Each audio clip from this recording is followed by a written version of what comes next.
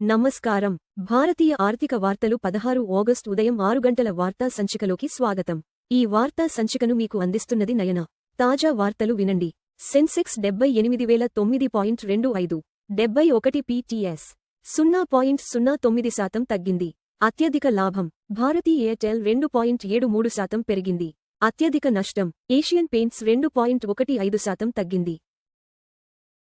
Nifty 50 నేడు 24,366 0.12% వద్ద ఉంది. -0.12% తగ్గింది. ఎన్ఎస్ఈ యొక్క అగ్ర 50 కంపెనీలను ట్రాక్ చేస్తుంది. చివరి సెషన్లో స్వల్ప నష్టాలతో ముగిసిన సెన్సెక్స్ నిఫ్టీ 50, బీఎస్ఈ సెన్సెక్స్ 0.09% తగ్గి 78,009.25 వద్ద ముగియగా, నిఫ్టీ 50 0.12% క్షీణించి 24,366 వద్ద ముగిసింది. నిఫ్టీ బ్యాంక్ కూడా 0.25% తగ్గి 57,491.10 వద్ద స్థిరపడింది. అంతర్జాతీయ మార్కెట్ సంకేతాల మధ్య పెరిగిన బంగారం, వెండి ధరలు. బంగారం ధర 0.02% స్వల్ప లాభంతో ప్రతి ట్రాయ్ ఔన్స్కు $4,380 మరియు 40 సెంట్లు వద్ద ముగిసింది. మరోవైపు వెండి ధర 1.26% పెరిగి ప్రతి ట్రాయ్ ఔన్స్కు $64 మరియు 99 సెంట్లు వద్ద స్థిరపడింది. సరఫరా ఆందోళనల మధ్య బ్యారెల్కు $82 మరియు 40 సెంట్లు వద్ద ముగిసిన ముడి చమురు. భౌగోళిక రాజకీయ ఉద్రిక్తతల మధ్య ముడి చమురు ధర 1.29% పెరిగి బ్యారెల్కు $82 మరియు 40 సెంట్లు వద్ద ముగిసింది.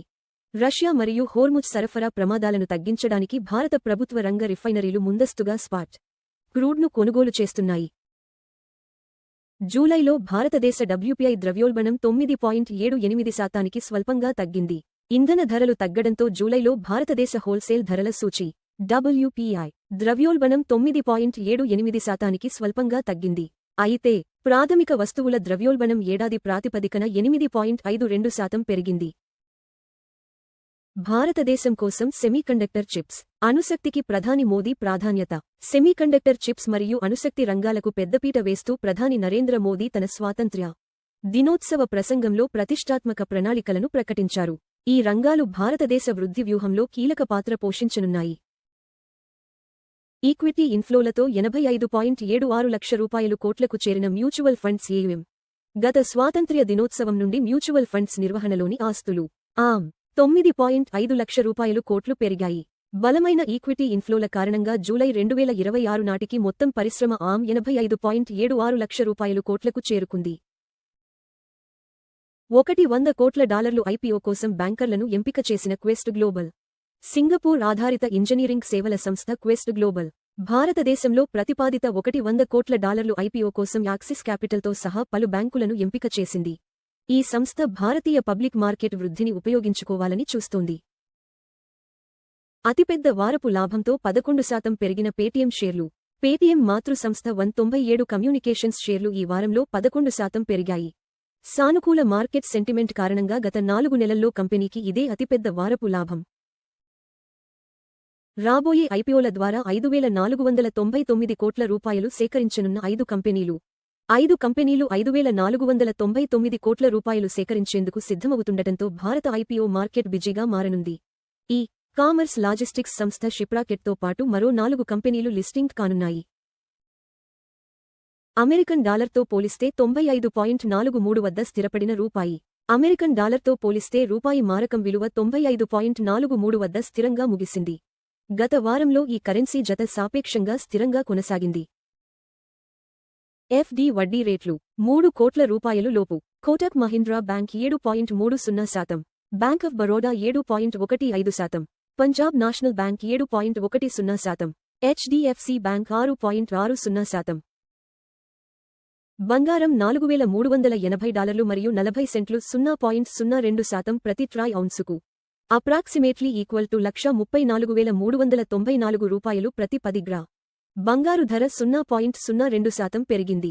మునుపటి ముగింపు $4,379 మరియు 60 సెంట్లు నుండి. బంగారు ధరలు ప్రపంచ డిమాండ్, డాలర్ బలం మరియు ద్రవ్యోల్బణ అంచనాలను ప్రతిబింబిస్తాయి.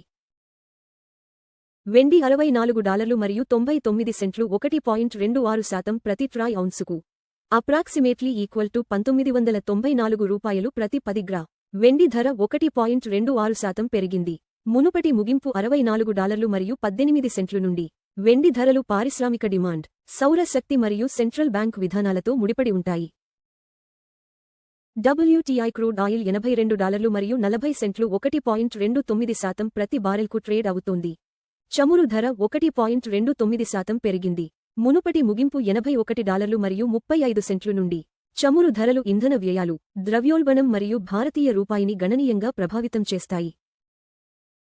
$95.43 వద్ద భారతీయ రూపాయికి వ్యాపారమవుతోంది. రూపాయి బలహీనపడింది.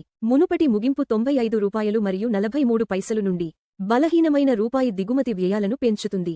అయితే ఐటీ మరియు ఫార్మా ఎగుమతిదారులకు ప్రయోజనం చేకూరుస్తుంది. ఎల్పీజీ సిలిండర్ ధరలు, ప్రధాన నగరాలు. చెన్నై $957 మరియు 50 $2,906.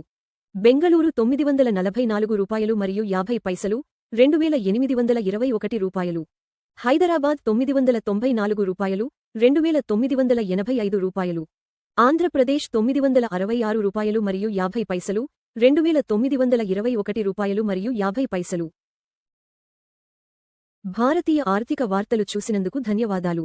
ప్రతిరోజు ఉదయం మరియు సాయంత్రం 6 గంటలకు మా వార్తలు చూస్తూ ఉండండి. లైక్, షేర్ మరియు సబ్స్క్రైబ్ చేయండి.